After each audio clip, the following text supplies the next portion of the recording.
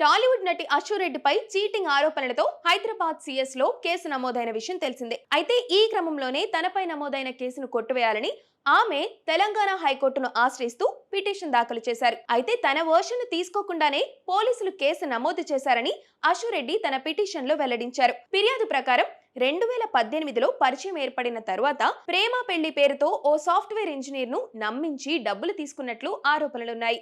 London లో పనిచేస్తున్న ఆ ఇంజనీర్ నుంచి సుమారు 9.5 కోట్లు తీసుకొని ఆ డబ్బుతో బంగారం, ఫ్లాట్లు, లగ్జరీ కార్లు కొనుగోలు చేసినట్లు సదరు ఫిర్యాదుదారుడు ఆరోపించారు.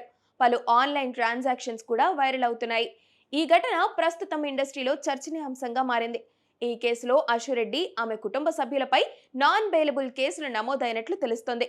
ఈ వివాదంపై అశు రెడ్డి స్పందిస్తూ తనపై వస్తున్న వార్తలు అబద్ధమని, తప్పుడు ప్రచారం చేస్తే లీగల్ యాక్షన్ తీసుకుంటానని హెచ్చరించారు.